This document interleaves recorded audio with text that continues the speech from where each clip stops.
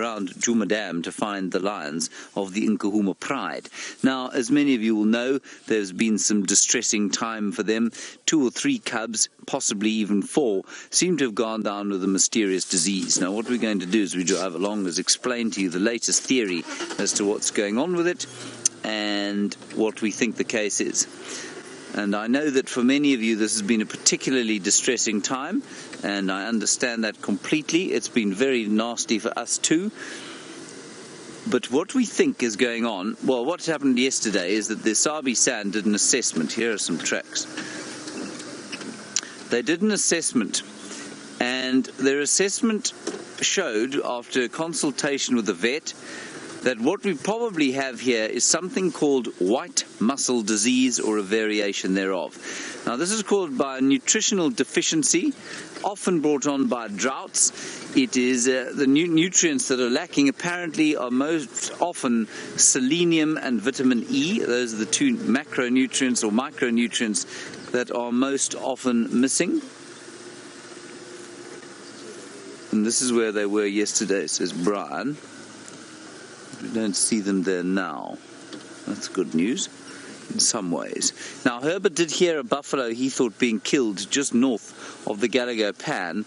Now, we didn't see them earlier. We have driven past that area, but we're going to go and do a more extensive search now. So, white muscle disease is what we think it is. Now, it is not anthropogenic in effect, and I'm not sure what the veterinary treatment for something like that would be in a wild population of lions.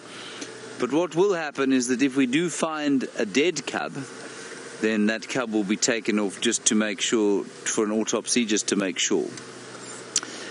But it would seem that it, as distressing as it has been, it is maybe possible for them to survive it. And so the policy of non-interference will be applied. Joanne in Denver, you're wondering how many cubs are left. I think at last count there were 4 or 5 left. I think it was, we were a little suspicious that there wasn't another one going down. There were definitely at least 3 down, and I think there was a suspicion that there could have been another one. So we'll try and find that out for you.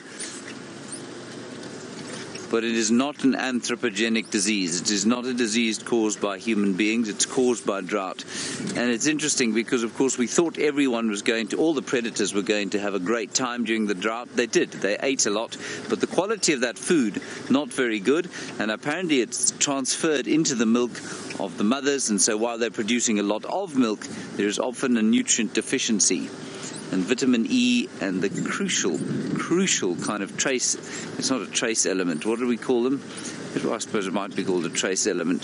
Selenium, very, very important for immune functioning or immune system functioning, seems to be crucially lacking. And that's not surprising in an area like this. Everything out here is on a nutrient sort of balance.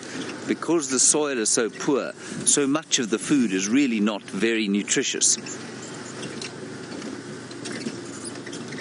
Right, we'll drive around to the north along the Gallagher shortcut, which is the road that goes along to the west of the Gallagher Pan. There are some impalas and a nyala. It's very bright there. Sorry about that, Brian, but you know the cookathon, as you said, has begun. And Maria, no, we have not. You're saying, are we having any babies yet? And I haven't seen one. I find it very strange by this stage. It's not very strange at all. I find it, well, I just like to see one, really. I find it such a joyful time when the little ones are knocking about the place. It must be any day now that the northern Sabi Sand will produce its first impala lamb. They have been seen down in the south, around Sabi, where Brent's brother works.